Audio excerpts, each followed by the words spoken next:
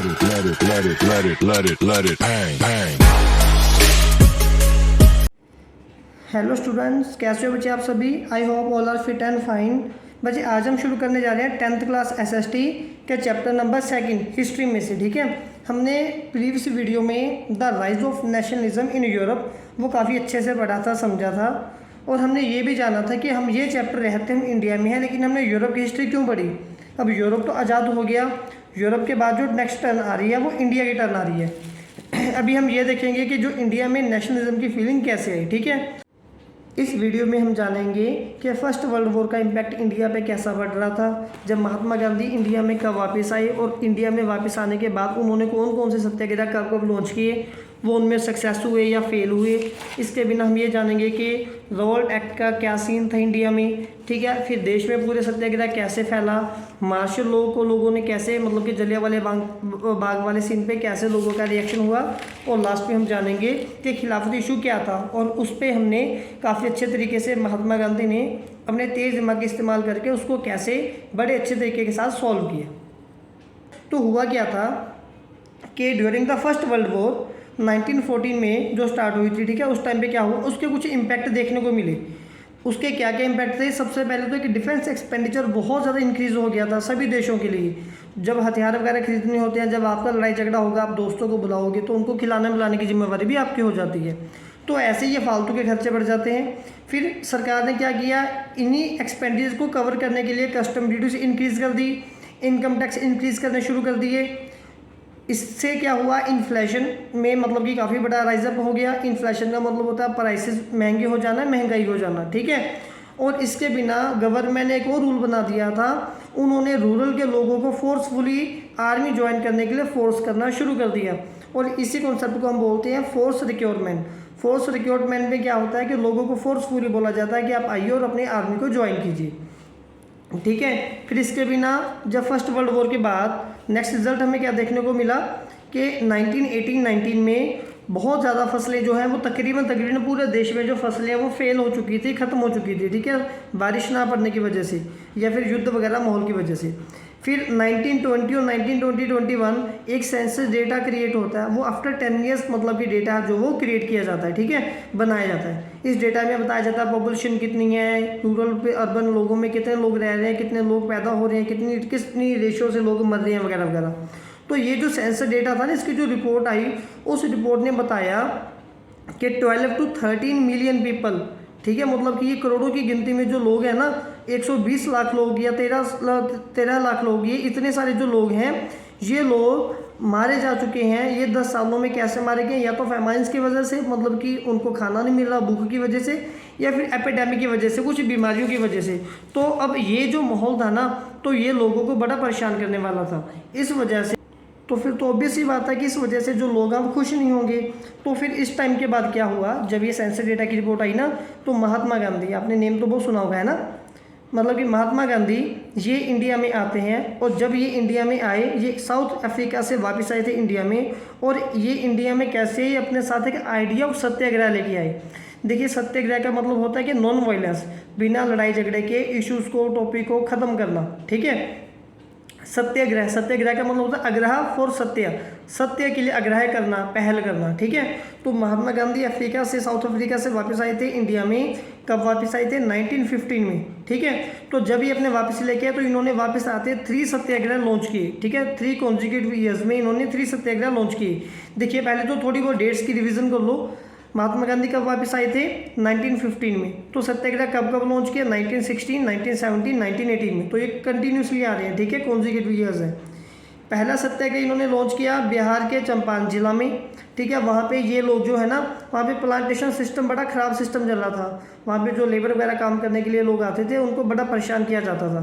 तो इन्होंने पीसेंट्स की वहाँ पे हेल्प की प्लांटेशन सिस्टम के खिलाफ, और ये सक्सेस हो गए। Very good.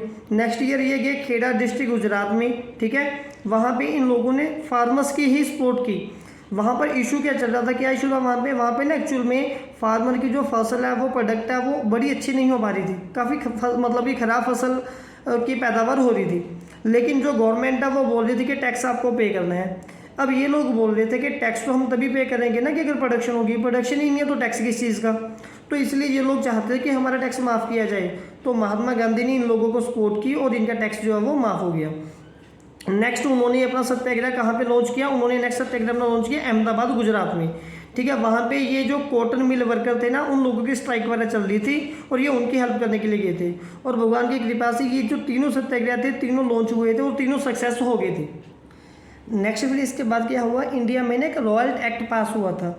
रॉयल एक्ट पास हुआ था 1919 में। देखिए कंजिक्यूटिव ईयर चलते आ रहे हैं। 19 सबसे पहले हमने यहाँ पे पढ़ा था 15 के बारे में, ठीक है, जब महात्मा गांधी वापस आए थे। फिर 1916, 17, 18, अब 1919 में एक रॉयल एक्ट पास हो गया था।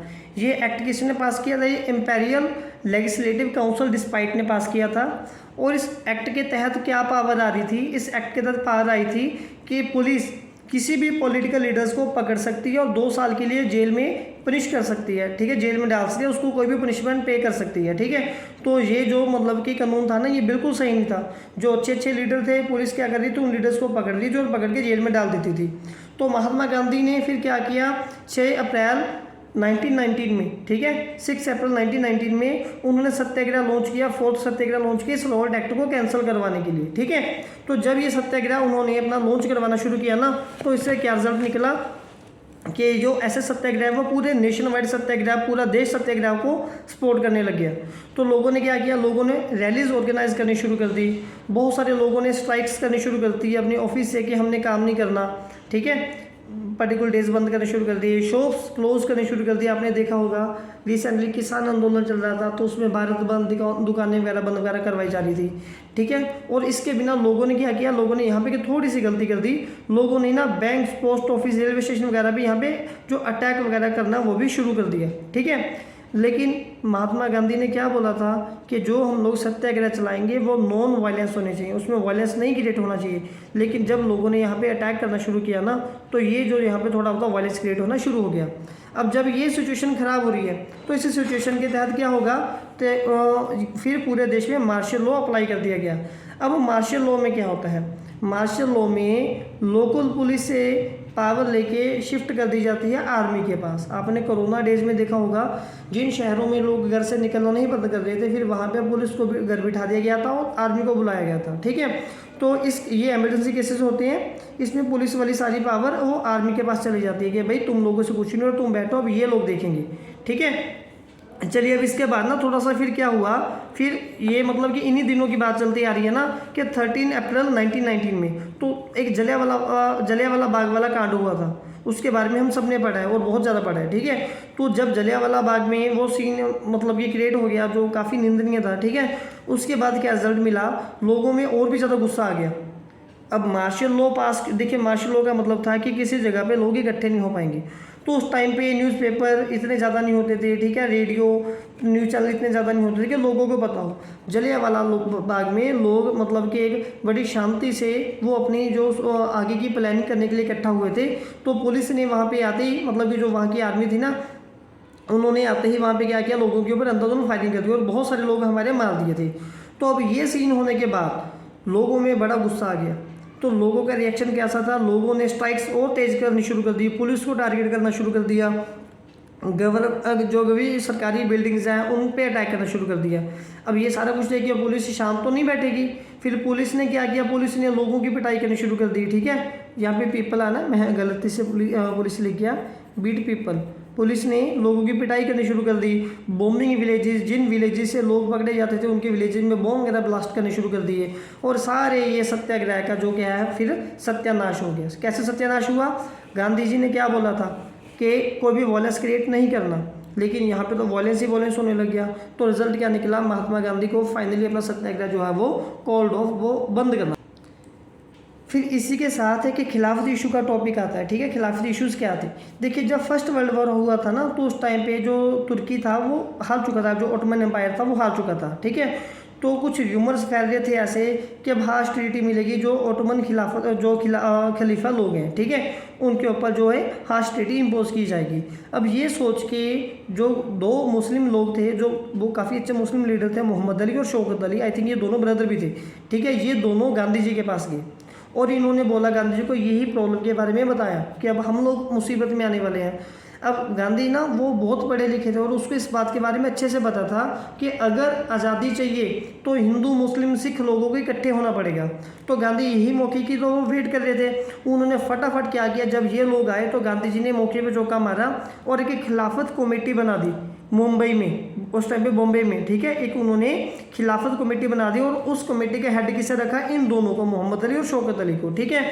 और इसके बिना गांधी जी ने ना अपनी एक बुक में ये भी लिखा था कि जो ब्रिटिश लोग हैं वो तो काफ़ी गिनती में बहुत कम लोग हैं, वो सैकड़ों की गिनती में होंगे, हज़ारों की गिनती में होंगे, मे भी लाखों की गिनती में तो वो नहीं है, लेकिन इतने कम लोग, इतने कम ब्रिटिश लोग वो इंडियन करोड़ों लोगों पे कैसे राज कर रहे हैं। इसका एक ही कारण है, उसका कारण क्या है कि इंडियन लोग खुद कोऑपरेट कर रहे हैं। और उन्होंने कौन सी बुक में लिखा था, हिंद स्वराज की बुक में लिखा था।